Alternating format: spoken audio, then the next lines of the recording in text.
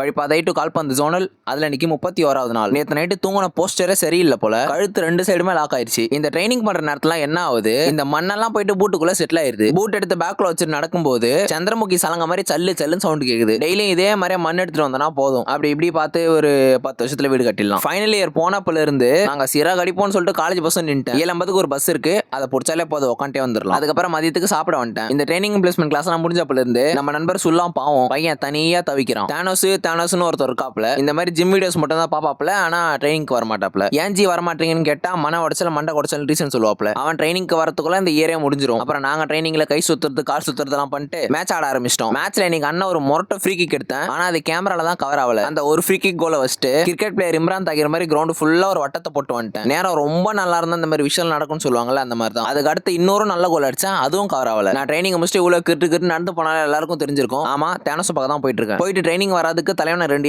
ஏத்தலான்னு பார்த்தேன், ஆனா தலைவன் சஃபரிங் ஃப்ரம் பிசினஸ். நாளைக்காச்சும் வருவேடான்னு கேட்டேன். தண்ணியில எழுதி வை, நாளைக்கு கண்டிப்பா வந்துருவான். அப்பவே ஐனோ இவன் கண்டிப்பா நாளைக்கும் வரமாட்டான்னு. இந்த 2 ஜெர்சியும் ஜெர்சி வேர்ல்டு கிவ் அவேல தான் நான் வின் பண்ணியிருந்தேன். அவங்களோட பழைய பேஜ் பாத்தீங்கன்னா சம் ரீசனால சஸ்பெண்ட் ஆயிடுச்சு. இப்போ புது பேஜ் ஒன்று கிரியேட் பண்ணிருக்காங்க. கூடிய சீக்கிரம் வெப்சைட் லான்ச் பண்றாங்க. வேணுன்றவங்க செக் அவுட் பண்ணிக்கோங்க. நன்றி, வணக்கம். அப்புறம் அருமையான ரொட்டியும் கறி குழம்பு சாப்பிட்டு படுத்துட்டேன். தொடர்பில் இருக்கோம்.